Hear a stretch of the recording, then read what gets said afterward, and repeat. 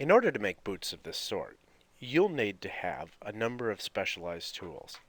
A standard or magnetic tack hammer are an absolute requirement. You also will find handy a pair of dedicated lasting pliers. These have a curved jaw and very non-aggressive teeth to allow you to rock the leather and stretch it into place. They also are sometimes equipped with a hammer face and a nail puller. You can make your own nail puller by taking a screwdriver and filing a V-shaped notch in the tip. A pair of high-quality shears would be useful, as well as having a razor blade or a scalpel for doing skiving. You'll need to find good quality contact cement such as Master or Barge.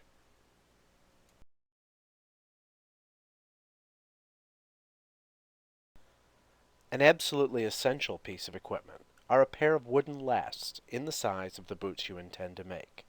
If your boots are going to have pointed toes, you should choose a pair of wooden lasts approximately 1/2 to 1 size larger than the boots you intend to make. These can then be ground or filed so they have a pointed profile.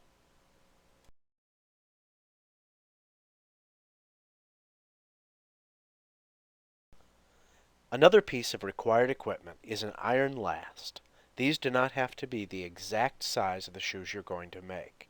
If you're going to make pointed-toed boots, you should grind the point of your iron last so it has a similar tip profile.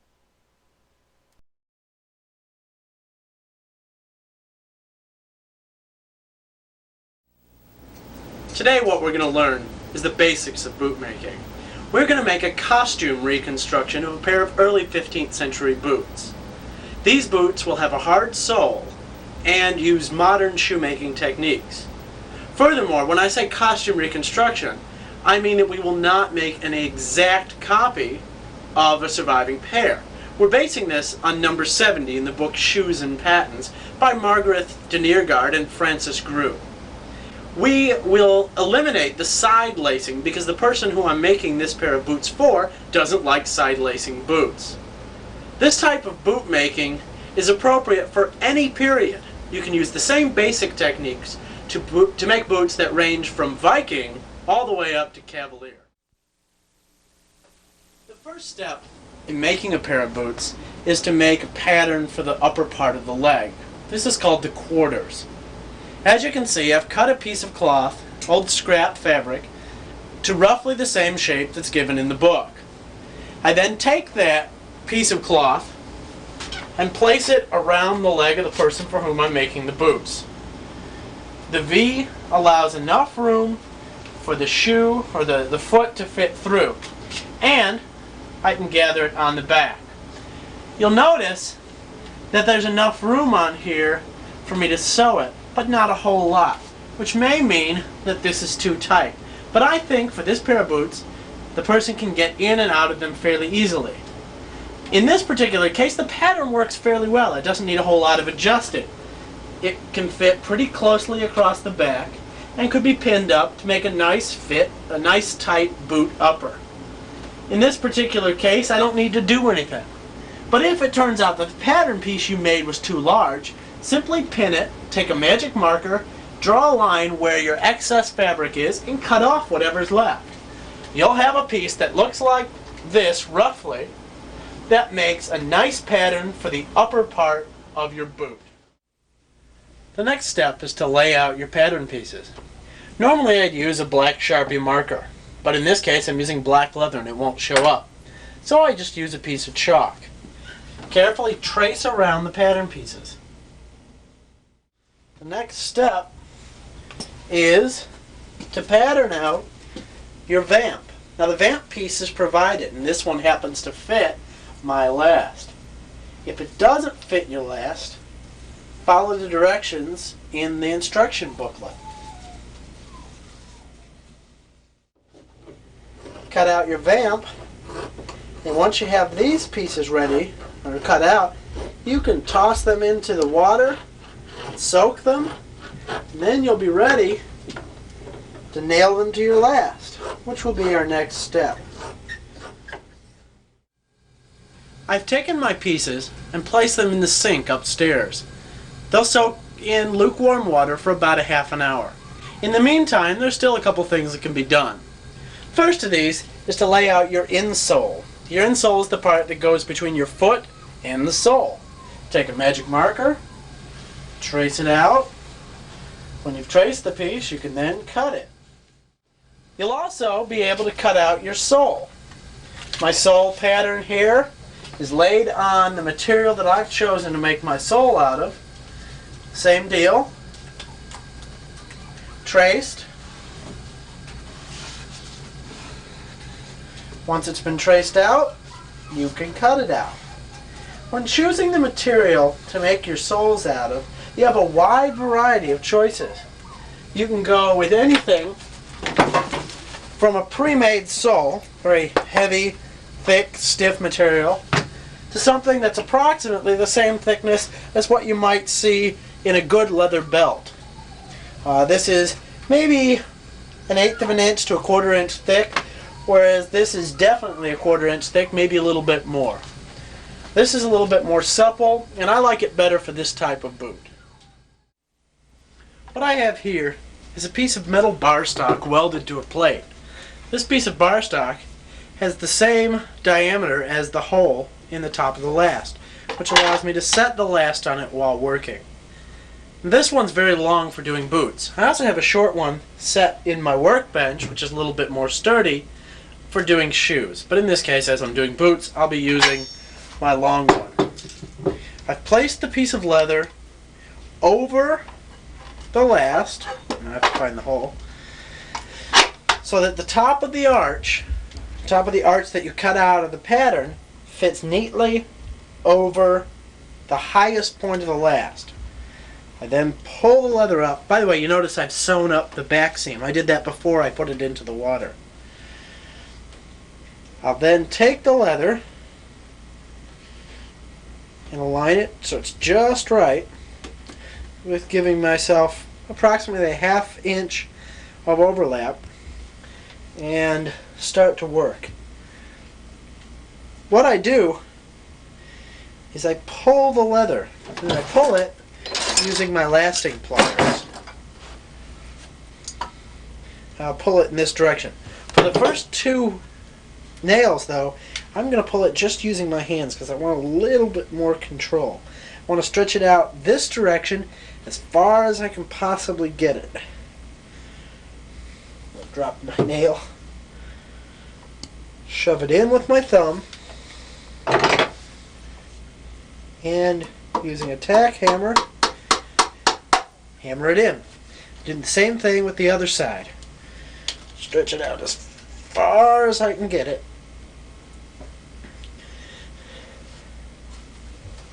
Take a nail and tack it in. Now you notice the 2 sides aren't even. That doesn't matter. Won't hurt a thing. I then move to the back of the shoe. Pick the center point.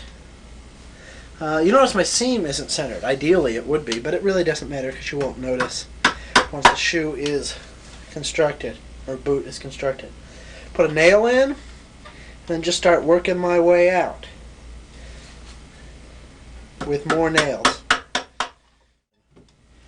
Even these small little ripples should be nailed if possible.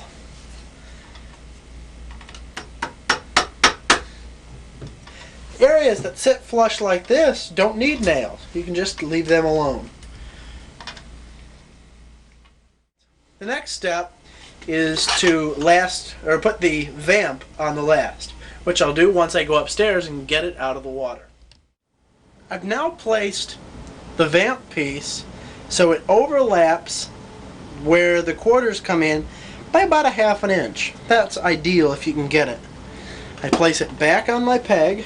It takes me a little bit, I'm doing it blind, and I'm pretty well set. Now this piece is cut nice and tight because I know this leather has a lot of stretch in it. So I'm stretching it around a little bit before I do any nailing, trying to get as much stretch out of the leather. I place my first nail on the inside of the foot, right in the arch. Tack it in. I can then place the next nail on the other side of the foot. It's pretty well tacked. It's not going to go anyplace once I get these two nails in.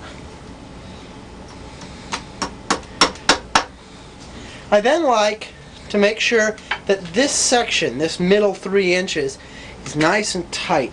It's not got any gaps in it. So I move up to the front of that 3 inches, right at the end of the arch support, or the arch, tack in a nail. Same thing with the other side. Stretch it as much as possible.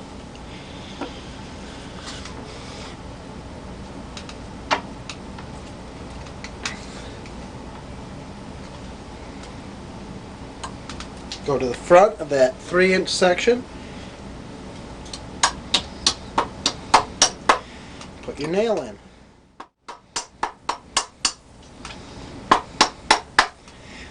At this point you have a choice. Your shoe is nice and tight across here, and so you can go in basically 2 directions. You can either work your way out to the toe as the book recommends, or you can stretch the toe back first, whichever way you like. I think for the sake of variety I'll stretch the toe back first, since I don't talk about that in the book. It shows you both ways of doing it. You'll also notice that there's a lot of extra material out here at the toe. I just don't need it because of the amount of stretch that this leather has. So, I get rid of it. You take your shoemaker's pliers, your elastic pliers if you want, grab a hold of it, pull forward, and then up and back.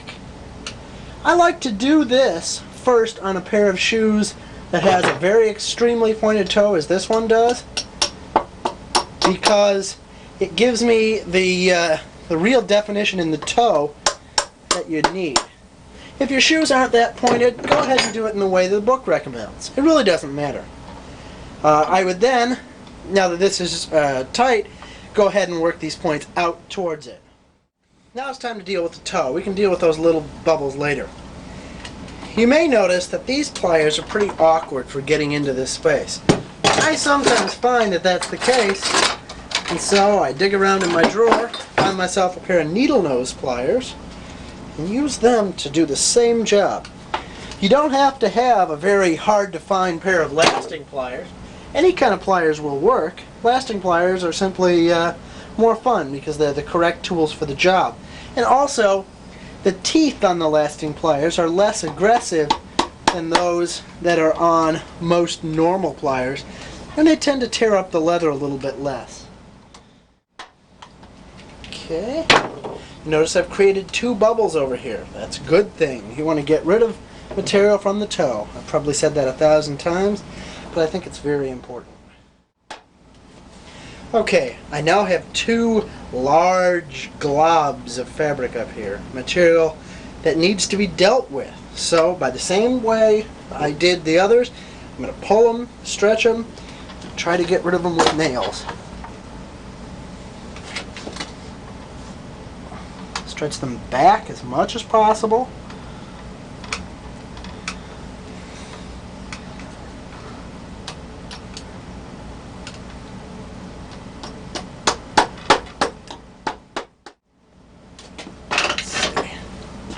Now the same thing for this one. This one may be a little tougher because there's a lot more material. But if you persevere and pull very hard, you can pretty well take care of any size bubble. Now I'm turning this one into 2 smaller bubbles. That's okay. It doesn't hurt a thing. The smaller the bubble, the easier they are to get rid of. Okay, this is pretty well taken care of. Got a couple of little ripples and little bubbles they can be taken care of right now. Put some nails in. But basically, that's all there is to it.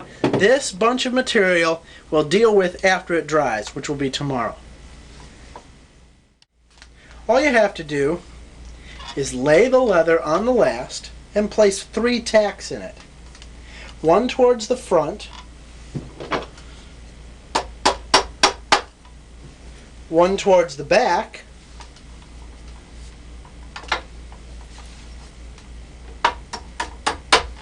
And I bet you can guess where the third one goes. That's right, one in the middle. When you're placing the one in the middle, though, be careful that you don't place it in the seam of the joint in the last. Otherwise, it'll just go in the middle and won't do anything. Now, you can simply proceed in the same process that I used for the previous step. That is, stretching the quarters and then the vamp. The reason I chose not to do it for this particular pair of shoes is because the leather is very stretchy. And I have to use a lot of body movement, a lot of stretch, in order to get it to fit. Which means that this leather sometimes has a tendency to bunch up and not lay flat. So if you're using leather that's not terribly stretchy, go ahead and put this in. It'll make your shoe fit a little bit better. But if your leather is very stretchy, I suggest you leave the insole off until you've finished the process, and then you'll glue it in just as you normally would do.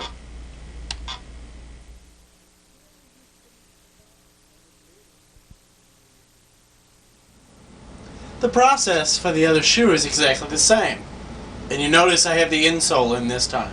It's tacked in place, and the process is very simple.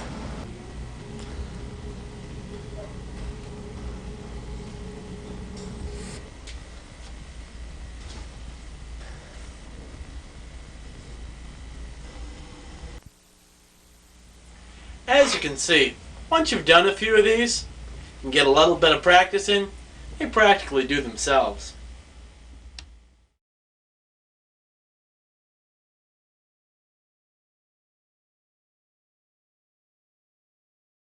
We now have a pair of shoes basically constructed. You'll notice one has the insole in and the other doesn't. I've done both methods of construction to show you that you can do either one. We're going to start by removing all the pieces from the last.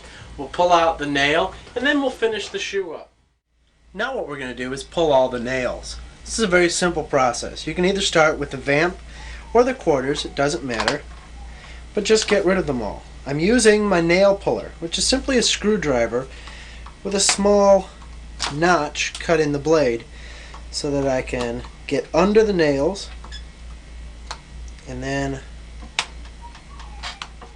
pull them out easily. Once you get them all out, then the pieces can be assembled and glued and sewn, which is what we'll be doing next.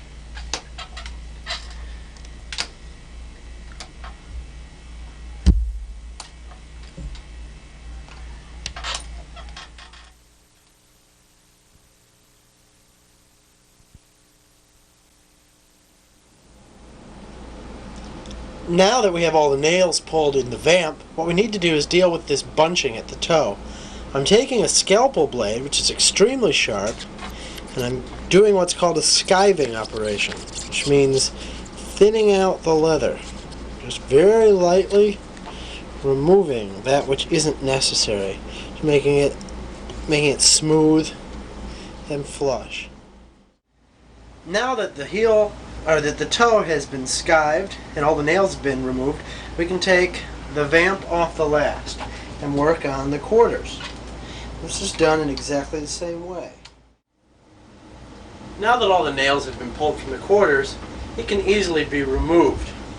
But that's not what I want to do. What I want to do right now is glue the vamp and the quarters together so that they can be sewn. So, I pull it off my peg, which is sometimes a little stubborn, and take a look at it. Make sure to get the piece back in its correct position. Take some contact cement. You have a wide variety of choices of brands in contact cement to buy. I recommend using either Barge or Master brand, although Elmer's or Weldwood would work, and those are easily available at your local hardware store. What I'm doing here is simply coating the area where the two pieces overlapped with a thin layer of contact cement. I'm trying to be careful so as not to get any outside of the overlap. When this dries, I'll go ahead and put another coat of contact cement on. I'm going to do the same thing for the inside of the vamp. The inside of the vamp has a line impressed in it where the two layers overlap, so it's very easy for me to see where to put my glue on. Now that both pieces have been coated with 2 layers of contact cement, and that contact cement has become tacky but not completely dry, about 6 minutes, I have taken the quarters, placed them back on the vamp or on the last, and taken 2 small tacks and lightly tacked them in place. What I want to do is very carefully place it back. So I'm going to work the toe in place first and then try to make sure that I'm even. If you touch the 2 pieces together, they have a tendency to stick because that's the nature of contact cement. So be careful when you place the pieces. Once they're in place, you can press them down. Now that I have the 2 pieces put together, what I want to do is stitch it. I have an industrial leather sewing machine. I can run it through here and stitch it up in no time. And that's what I'm going to do. The next step, now that the uppers have been sewn together, is to lay the insole down, if you haven't already done this. I already did it on one of them. The same technique applies. Once you have that done, ready to coat it with glue. Contact cement, same thing you used for the other one. Okay, same application here. You want to coat the inside of this piece with glue because we're going to glue the insole to the uppers. I'm flipping it a little bit inside out so it's easier to get the glue on. Now that both pieces have been coated with glue and they've gotten tacky, what we have to do is put them together. You want to start with getting the piece over the last from the bottom or from the actual top of the foot, and you want to work first on the toe because the toe is the crucial bit. If your toe doesn't look right, the whole boot's going to look kind of funny. So start with the toe, get it exactly right to precisely the place you want it. Once it's all glued in place, take a hammer and hammer it lightly. Not so hard as to leave dents in the leather, just light enough to make sure that the glue stays where it's put. What you want to do now, though, is to make it ready to put on another sole, a hard sole. So you need to pull the nails. If you forget to pull the nails, you're absolutely sunk and you'll be in real trouble. So don't forget these, otherwise these nails will be sticking you in the feet for as long as you own the shoes. Alright, at this point, all you have to do is pop it off the last and get ready to put the sole on. If you're having trouble getting the shoe or boot off the last, it probably means that you've done a really good job of making it and you've gotten the shoe really tight through the arch and the instep, which means that you probably can't get it over the bulge of the foot. What you need to do is cut a slight vent, maybe 1 inch long, in the sole or the insole of the shoe and just slide it off. This vent won't hurt anything because it's so small, and it relieves some of the pressure and allows the shoe to get wider when you take it off the last. Now it's time to pattern out the slip sole. The slip sole is the material that fills in this gap between the sole, or the insole, and the sole of the shoe. In order to pattern it out, it's very simple. All you do is take a piece of scrap paper, a piece of brown paper bag will work. Take your thumbnail and run it around the edge, and this will leave a depression. You now have a perfect pattern for a piece that will fill that space.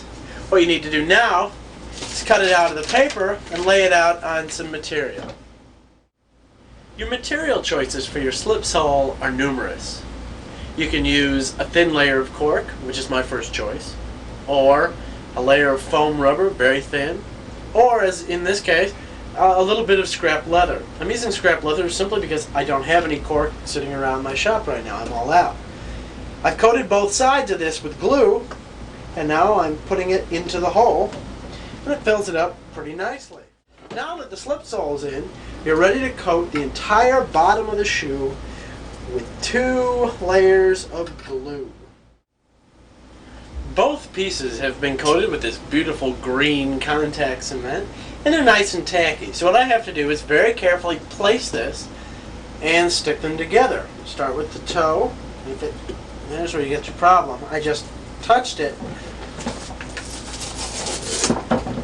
and it's stuck. Now a lot of the contact cement came off. I don't think that's a problem because it's still there in all the vital places.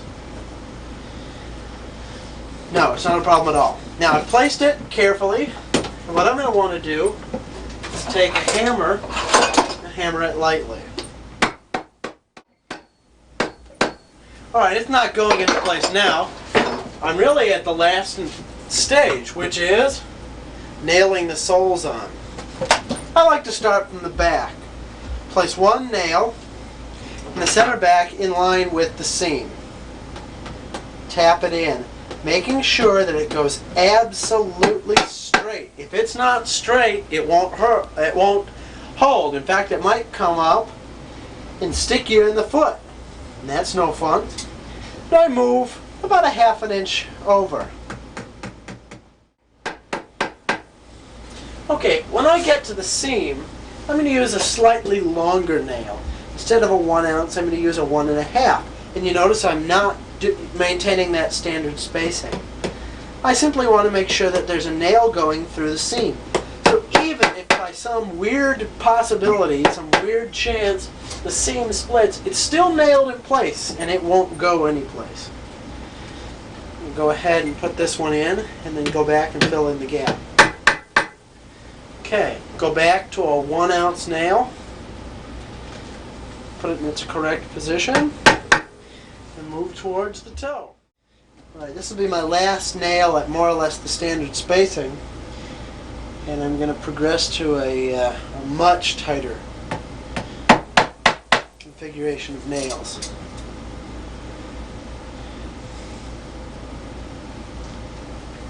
The toe area is stretched more than any other part of the leather, and especially when I've had to skive it as much as I have, I really want to be sure I have enough nails out here.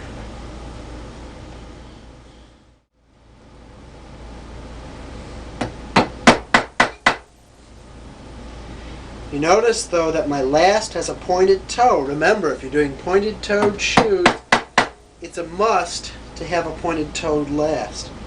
And you might also notice that I'm not using the same last that I showed you when I was talking about lasts. This particular last stand is nice and tall, which makes doing boots much easier. If you have a choice between getting a tall one and a short one, get a tall one. That allows you to do both shoes and boots. If you don't have a choice, get what you can get. You can always take the boot and turn it back and roll it so it fits on your last, even if you have a short last. Well, I've reached the point where I have what is essentially a finished boot. What I'll do now is go through and look to see if there's any extra material hanging off the edges. There aren't. And then I'll take some black leather dye, stain this all up, go over any white thread that's showing from my sewing, and finish the edges to make sure that it's as professional of a shoe as I can possibly make, or boot in this case. Well, that's basically it. All I have to do is do the other shoe. We're basically done. I hope you try this project, because I think it's really not all that difficult. As you've seen, I was able to do it in just a few hours, and it produces a very nice finished boot. One that you can wear for your costume, as well as around through your everyday life if you really wanted to. Most people I don't think would notice. That's really all there is to it. Good luck and happy boot making.